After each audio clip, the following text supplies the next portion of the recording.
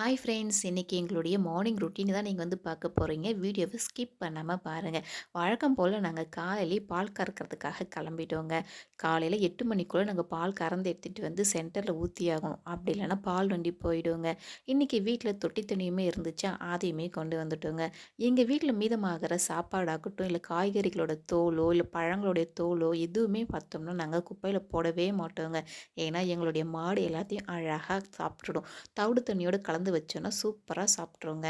வந்ததும் பார்த்தோன்னாக்கா, நாங்கள் வேலிய தாங்க ஃபஸ்ட்டு ஓப்பன் பண்ணுவோம். எங்களுடைய ஆடு, மாடு எல்லாத்தையுமே நாங்கள் வேலிக்குள்ளே தாங்க வச்சு கட்டி வச்சிருக்கிறோம். காலையில் மணி 6:30 தான் ஆகுது. ஆனால் இப்போவே வந்து பார்த்தோன்னாக்கா, சூரியன் சுள்ளுன்னு சுட ஆரம்பிச்சிட்டாரு. சரி, நேரமாக டக்கு டக்குன்னு வேலையை முடிக்கணும் அப்படின்னு சொல்லிட்டு நாங்கள் தவிடு காட்ட ரெடி ஆகிட்டோங்க. நாங்கள் வந்து பார்த்தோன்னாக்கா, இப்போ கோதுமை தவிடு தாங்க வச்சுட்டு இருக்கிறோம். எங்ககிட்ட பில்லு அப்படிங்கிறது சுத்தமாக கிடையாது அடிக்கிற வெயிலுக்கு. அப்புறம் பில்லு இல்லைன்னா பால் வந்து பார்த்தோன்னா ரொம்ப கம்மியாக தாங்க கறக்கும். சரின்னு சொல்லி இப்போ நாங்கள் கோதுமை தவிடு தாங்க வச்சு காமிச்சிட்ருக்குறோம். பால் கறக்கிற மாடுக்கு மட்டும் தாங்க இப்போ நாங்கள் தவிடு தண்ணி வச்சிட்ருக்கோம். மற்ற மாடுக்கெலாம் இப்போ நாங்கள் தவிடு தண்ணிலாம் எதுவும் வைக்கல. ஆடு மாடுக்கு தண்ணி வேணும் அப்படிங்கிறதுக்காகவே நாங்கள் வேலி பக்கத்துலேயே வந்து பார்த்தோன்னா பெருசாக ஒரு தொட்டி ஒன்று கட்டி வச்சுருக்குறோங்க. அந்த தொட்டி பக்கத்துலேயே மரம்லாம் இருக்கா, அதில் இருக்கக்கூடிய இலைகள் எல்லாம் அந்த தண்ணியில் விழுந்து தண்ணியோட கலரே ஏதோ ஒரு பாசி கலரில் மாறி போகுதுங்க. பாசியுமே ரொம்ப பிடிக்க ஆரம்பிக்குது. சரின்னு சொல்லி நாங்கள் இப்போ ஒரு குச்சி வந்து குறுக்கால போட்டு அது மேலே வந்து பபிள் ஷீட் போட்டு இப்போதைக்கு கவர் பண்ணி வச்சுருக்கிறோம்.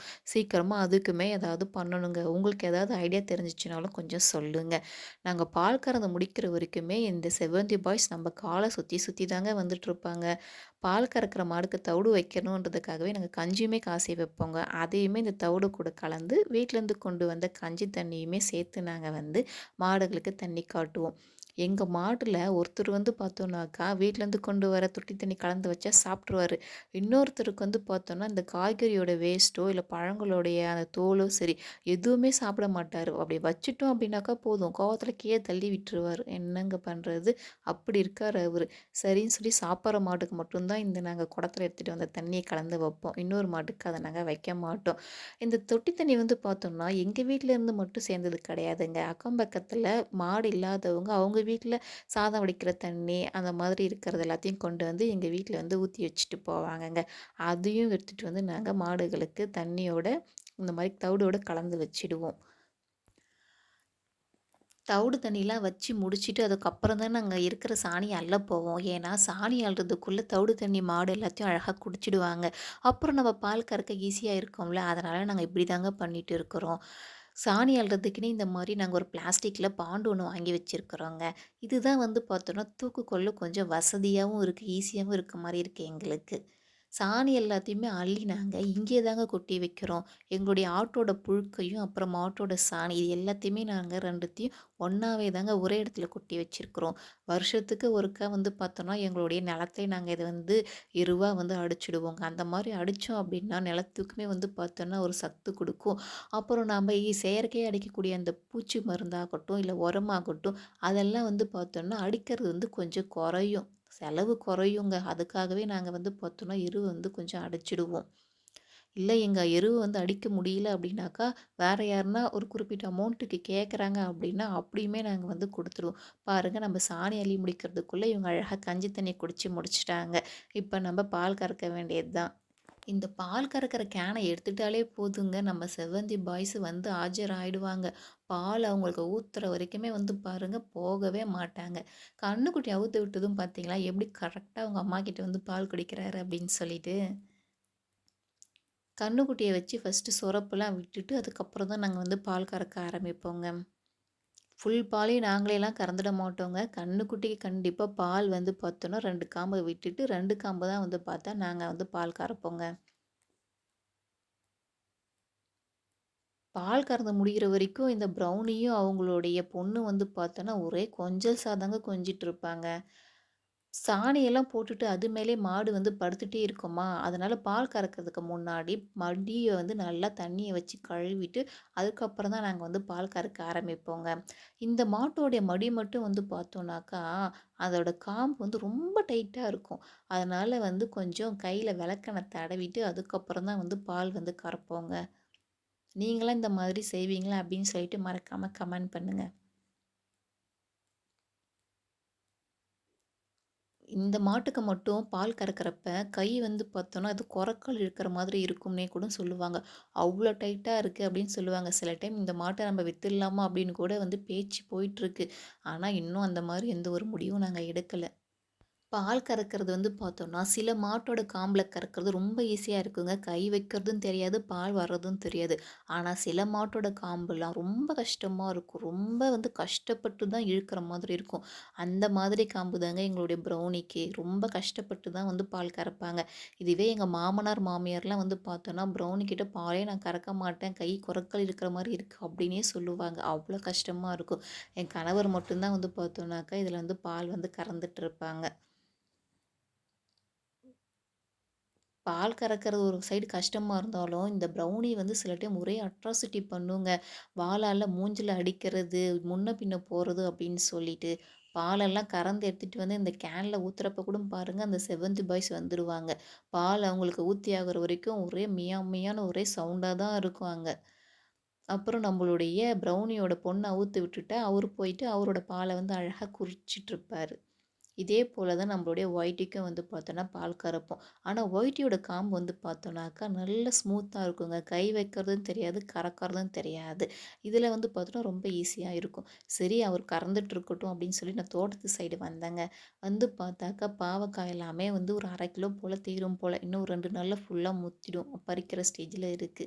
என்னன்னு தெரியல, வரக்கூடிய பாவக்காய் பிஞ்சு எல்லாமே அப்படியே ஒரு மாரி பழுத்த மாதிரி ஆகி போகுது. இது என்ன வெயில்னாலயா? இல்ல இது எதனா தனியா நோயா அப்படின்னு தெரியல.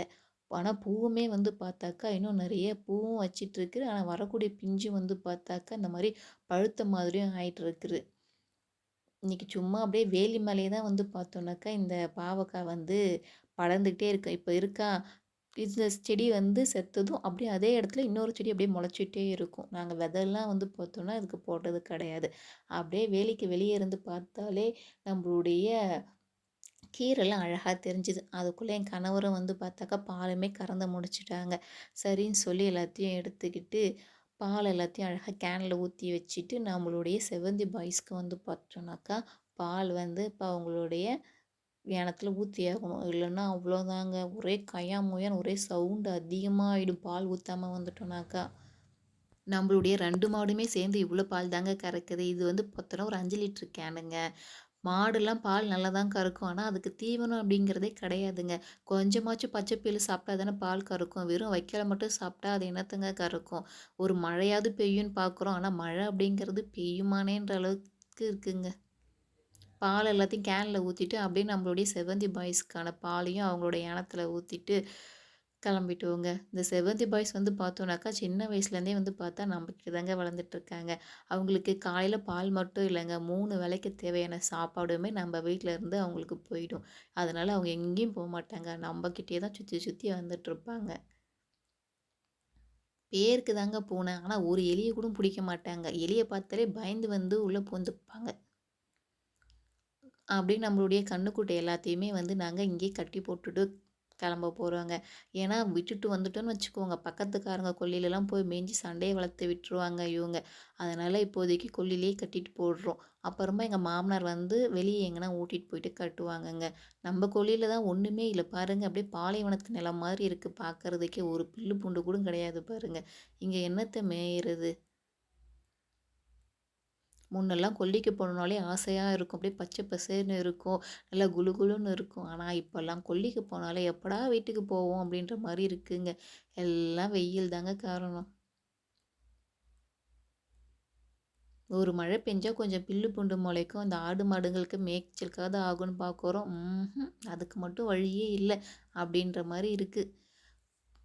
பால் எல்லாத்தையும் கறந்து முடிச்சுட்டு, அப்படியே அந்த பாத்திரத்த எல்லாத்தையுமே அங்கேயே அழகா கழுவி கவுத்துடுவோங்க.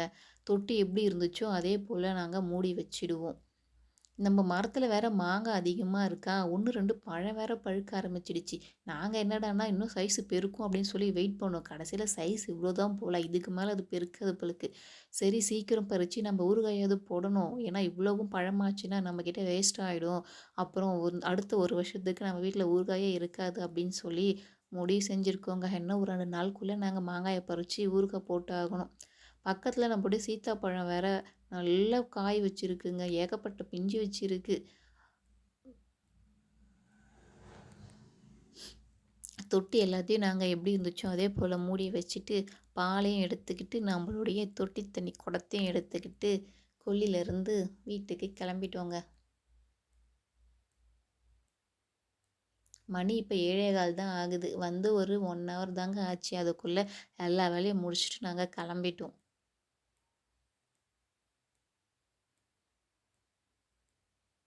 இதுக்கப்புறம் வீட்டில் போயிட்டு வீட்டில் இருக்கிற ஒர்க்கை பார்க்க வேண்டியது தான்.